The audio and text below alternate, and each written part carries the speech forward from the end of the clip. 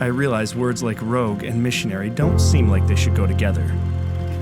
But Michael Czachowski was like Indiana Jones or Han Solo. He was, and I quote, a stubborn, impetuous man who refused to take advice from Ellen White.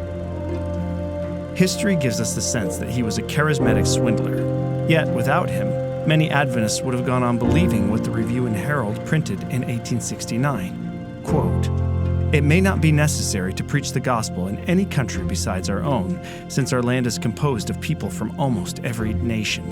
End quote. If we reach the immigrants within the U.S., they'll witness to their friends and families overseas. The Great Commission will fulfill itself.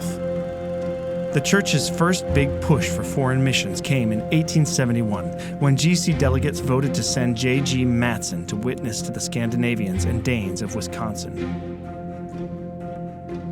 Czachowski, however, was no Millerite. He was an ex-Catholic Polish priest turned obsessive Sabbatarian. He was young, idealistic, fluent in 7 or 8 languages, and terrible with money. James and Ellen White were so besotted by his personality that they helped him pay all his debts and funded his travel from Battle Creek back to New York. Later, Ellen would receive a vision telling her to stop supporting him. Czachowski left a wake of burnt bridges and bad business deals behind him. Though he hated taking advice, he didn't mind taking money. So when the SDA Church wouldn't support him as a missionary to Europe, he found another denomination that would. Czachowski used their money to share Adventist beliefs in Switzerland.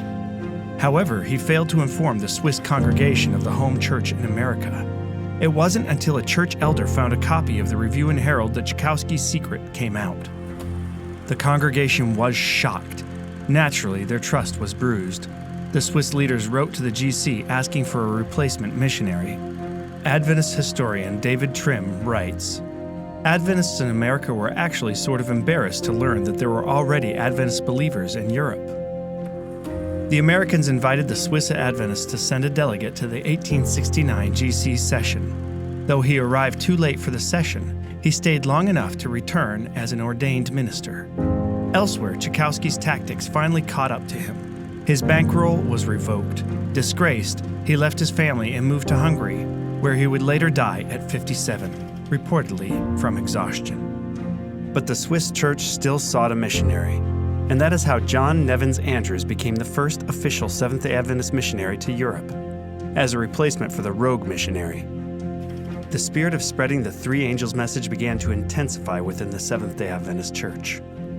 Even J.G. Matteson got to move on from the wilds of Wisconsin to his home country of Denmark. His work would lead to the first International Adventist Conference, the Scandinavian Publishing House, and Matteson Institute in Matteson, Norway.